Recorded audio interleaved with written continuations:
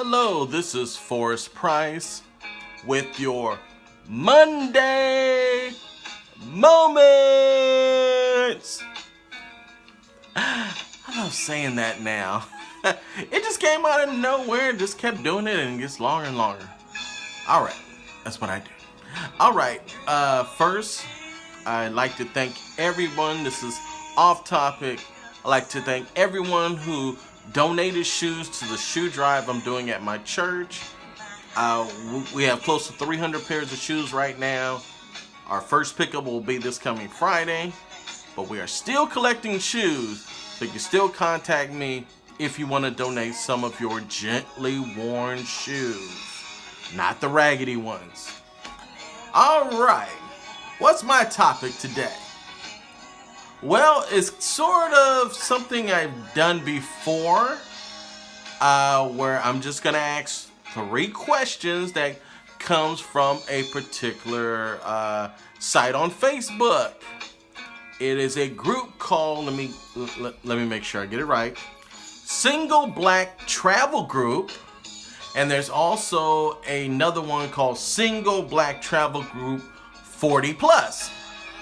2 different sites, named the same, just one's all ages and one's 40 plus, even though there are people younger than 40 in it.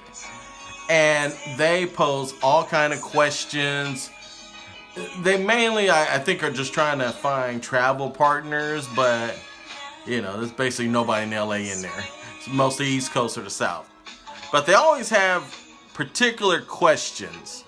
Now, mind you, I joined it to try and drum up some business, even though they make it strict you can't post your business on there. But hey, if I respond to somebody and ask them where they traveling to next, makes sense to throw in a pitch, right? So I do that sometimes. But they always have questions on there.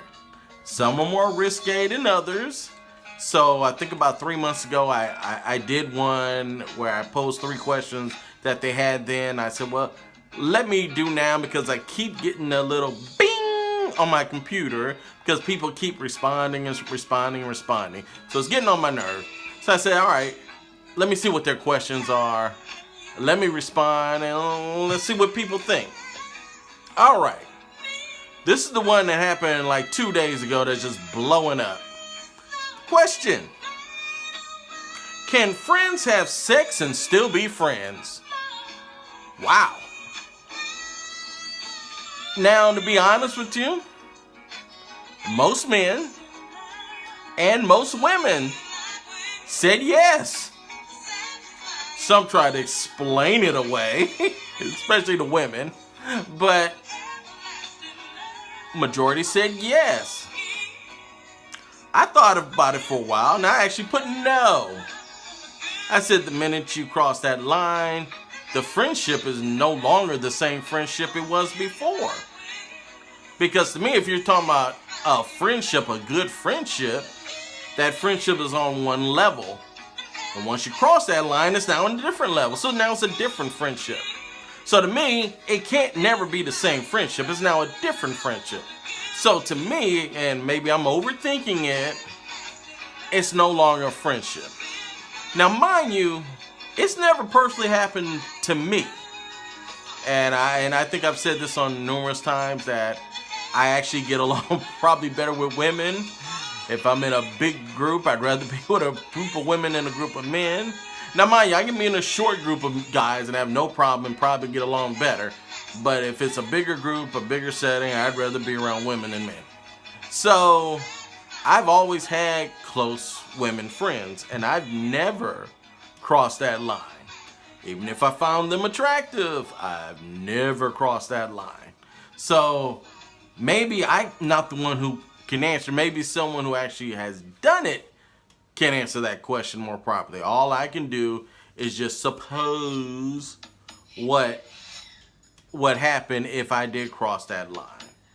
And I'm sure there are occasions where maybe the friendship's still the same, but I can only think that one or the other will eventually have some feelings, And once that other person starts a new relationship, or maybe they're already in one, they're always going to pick that other person because you're just friends. So I wouldn't even think about it. And personally, after my last experience of having a close female friend, I don't think I'll ever have another one that close ever again in my life. So, but yeah, the majority of the people, men and women, said yes. And maybe because they've been through it, or maybe they're just supposing, but I'd say no. All right, next question. They wanted to know, what is your order of importance as far as finding a new person? All right, here's just the list. Number 1, sex. Number 2, loyalty. Number 3, looks. Number 4, personality. Number 5, finances. Now, there were clearly 2 that were winners and 2 that were losers, and there was one right in the middle. So the 2 winners that basically everyone said was loyalty and personality is at the top of their importance, and at the bottom was looks and sex. Basically, no one put either one of those. And right in the middle was finances. And even the finance one was still split, men and women who put finances. Now, when I looked at it, and again, maybe I'm overthinking it, which I tend to do, I thought this was an easy question to ask. I mean, and it's one of the 2 bottom ones. It made no sense. Your order of importance will always be looks.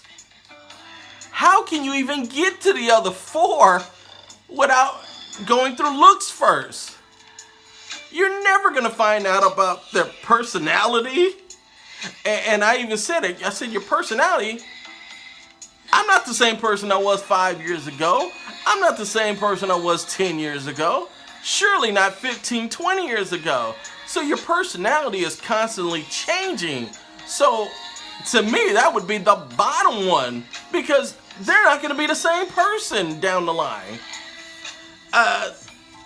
Loyalty?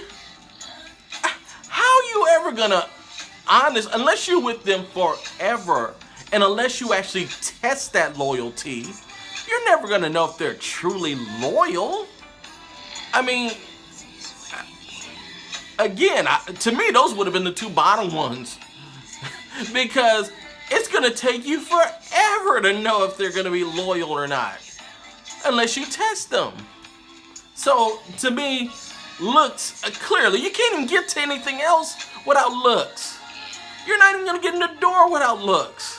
So, I didn't understand it. And again, maybe I'm overthinking it, but I didn't get it. I mean, I think when I last checked, it was like 110 responses, and I think looks had 3, and sex had like 4, and of course they were all 4 men. But I don't get it. Maybe again, and what was the trip is after I posted it and did a long message, people started liking that, and I'm like, well, why didn't you put it? But I'll leave it at that. But, you know, the immediate attraction is what's going to draw someone to someone. And once you get there, then you can go through the other steps to see what kind of person they are and whether they're right for you. So, we'll go. All right, the last question. We always talk about finding red flags on people. Always look for the red flags.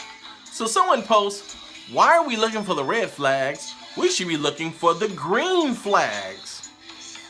And I was like, oh, that makes sense too. Why think negatively? Think positively.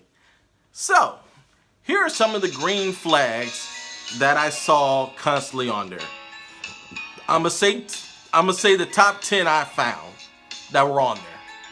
So, loves Christ, has a job, is honest, they're consistent, they love themselves, they're kind-hearted, they're open-minded, they're family-orientated, they're responsible, and they're respectful. Now, there was a lot of other ones that were thrown in here, but as far as multiple ones, I picked the 10 that had at least 3 multiple ones with some form of that. Now, let me go through my green list off this list. Loves Christ. Yeah, equally yoked. Gotta have some kind of faith. And I tell everybody, to me, I can't believe how you can believe you just exist. Because what's the point of being alive if there's no worth in it? So, love Christ, has a job. Has a job. Okay, I won't even go. Honesty, of course. Consistent. That is actually a good one. I need someone who's consistent. I don't want somebody unpredictable. All right, loves themselves, which might be on the top of my list. Yeah, I do not like a non-confident person. I need someone who's confident in themselves and their ability and what they can do. Kind-hearted. That's a good one, I guess. I mean, I guess it wouldn't be at my top. It'd be great someone's kind-hearted, or even more than me, because I'm still working on me. I don't think that's a natural instinct for me. I work on it. All right. Open-minded. That's open for debate, because I'm not sure what that even means. Family-orientated. Again, that's case by... Because just because you're not that close to your family doesn't make you a good person. So I wouldn't even have that on there. Responsible. Yes. Respectful. Yes, because if they don't respect you, they're going to walk all over you, and it's never going to be worth it. So, I agree. We should look for green flags more than the red flags. Because we'll sit there and try and nitpick everything, trying to make something a red flag, and ignore the green flags about that person. So there you go. There's my green flag list. And my order of importance, I said looks. Let me see. I say looks. I'll say finances second, because you can't enjoy life if both parts aren't, at least one of them aren't.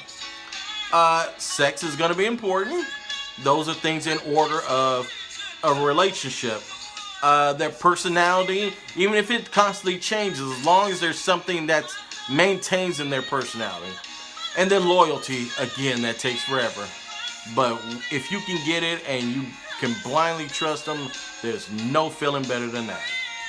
And have sex with and still be friends, I say no. Don't think about it. Don't try it. Ain't worth it. None but problems. All right, I got about a minute left. Quickly go through my Bible verses. Jeremiah 29:11. For I know the plans I have for you, declares the Lord. Plans to prosper you and not to harm you. Plans to give you hope and a future. John 16:21. A woman giving birth to a child has pain because her time has come. But when her baby is born, she forgets the anguish because of her joy that a child is born into the world. And finally, Psalms 24. May he give you the desires of your heart and make all your plans succeed.